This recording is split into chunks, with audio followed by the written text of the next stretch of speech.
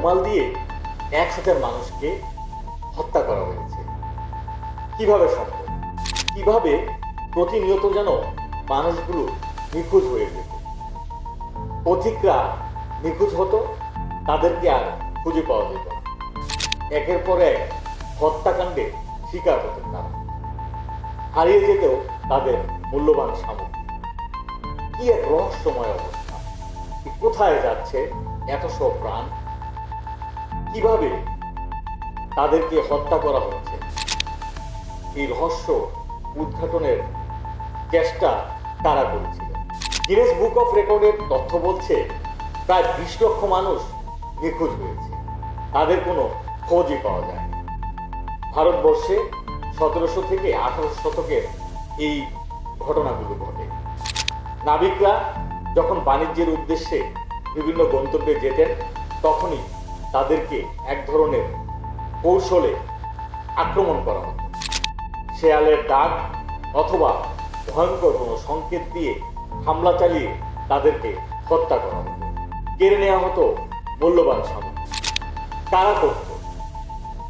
যারা করতেন তারা হচ্ছেন ডগ হারাম নামে এক প্রজাতি। 17 থেকে 18 শতকের এই ঘটনাগুলোতে জড়িত ছিল ডগি। সেই ডগির একটি রহস্য, তার একটি হলুদ রুমালের মধ্যেই একটি মুদ্রা সেলাই করে লুকিয়ে রাখে, আর তা দিয়ে আদম অ্যাপেলস ঠেসে ধরে শ্বাসরোধ করে একে একে মানুষকে হত্যা করা হতো।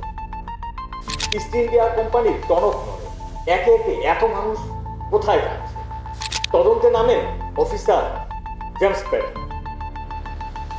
তিনি খুঁজতে থাকেন এই রহস্য, যে এত মানুষ কোথায় যাচ্ছে, কারা তাদেরকে হত্যা করছে।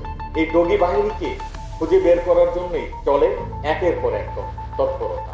তারা বিশ্বাস করত যে দেবী কালী হত্যায় খুশি হন, যার কারণে তারা এই দেবী কালীর সন্তুষ্টির জন্য একের পর এক মানুষ হত্যা করতে থাকে।